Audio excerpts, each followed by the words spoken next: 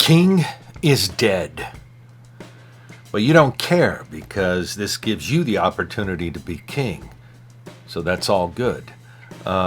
Designed by Sylvester. This guy, I mean, what a brain, right? The king is dead. You got the Lost Expedition. And while I'm designing games like 13 and Harvesting 12, he designs The King is Dead. Let me show you something before we get to some flavored text, which will give you some idea of how the game is played. That's right, The King of Siam. The King is Dead came from this. It's the same game, it's just a different map. And yep, it's shrink-wrapped. Let me tell you this story, right? So a friend of mine in Los Angeles owned this game. We were talking about The King is Dead. And he tells me, oh, I have a copy of The King of Siam. And I go, well, excuse me, you have a copy of that? He goes, yeah, it's still shrink wrapped. I haven't even opened it. I don't love it. The guy, he was busy with other games or whatever. And then he throws out, well, I mean, you love the game. If you want it, I can send it to you. And I played it really cool. I was like, I mean, if you don't want it, sure, send it to me, Meanwhile, I'm thinking, is this guy out of his mind? This doesn't exist anymore. So I keep it shrink wrapped.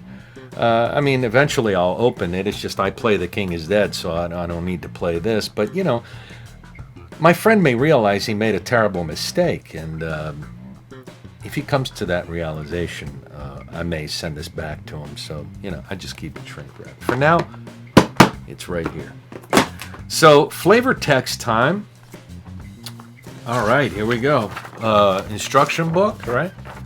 It's a very concise, very easy to understand game. Arthur and Mordred, rival leaders of a fledgling nation, each slain by the other's hand. Britain is leaderless, fractured, and vulnerable. For the good of the country, a leader must unite the Scots, the Welsh, and the Romano-British, not by conquest, but by diplomacy. Now, how do you win this game? The game ends when the last power struggle has been completed. The faction which has control of the most regions is in power, and the player with the most followers of that faction is crowned king or queen. So the game is set up like this, right? In this picture, these have already been resolved, but they're going to be face up. I mean, basically, this is an open information game. You'll be playing with some cards, and I say mostly open information because as you play these cards, they're going to be on your discard pile, but you can only your opponent can only see the top card there. So it's mostly open information. But the board will be set up like that. In the beginning of the game, you'll drop some cubes of the different factions in there, and you'll begin to resolve each area one by one until you get to this last one here. And then you'll notice that one of the factions will be leader, and the player who has most cubes of that faction wins the game. There's one other way that you can win, and that's if the Saxons take over. And the Saxons take over by taking control of 4 different territories.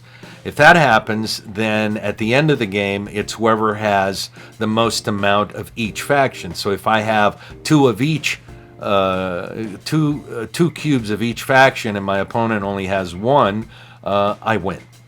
So you'll be playing these cards, and everybody gets the same cards, different colors, but the same exact cards, and there'll be 8 of them, and that's it, So I know that my opponent has these exact 8 cards. The thing is when to play them. So how do you play these cards real quick? Well, in this one, you put, and this looks orange, but it's actually a yellow cube in the game, right? So this one, you will drop a cube in to a territory that is adjacent to a yellow controlled territory, right? And you have blue and red.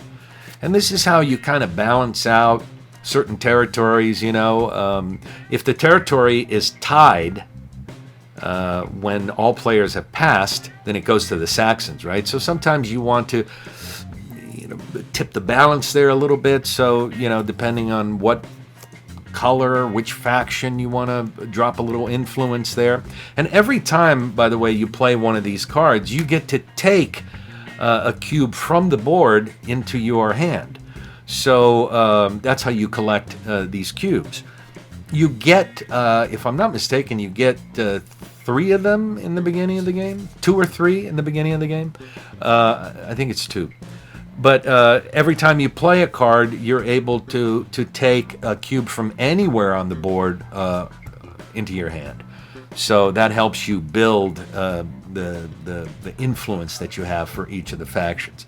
This card means you switch the position of 2 cubes of any color, any faction, between any 2 territories in the map. Here, you switch 2 for 1, but it has to be from adjacent territories. And let's just say there are, let's say you're at the last 2 territories and they're not adjacent. Well, in that case, you play the card. It has no effect, and you just take a cube from the map, from anywhere. This one allows you to drop 1 cube from each faction anywhere on the board. You could put all 3 of them in one territory. You can spread them out. You can do whatever you want there. There's 2 of these that come in your hand. And the last one changes. You play this card, and it changes the position of the territories in which order they're being resolved. This might be good because sometimes you don't want a particular area resolved at that point, so you switch it. And then the little crown here is if you drop the crown on top of one of those switched cards, your opponent can no longer switch the position of that card.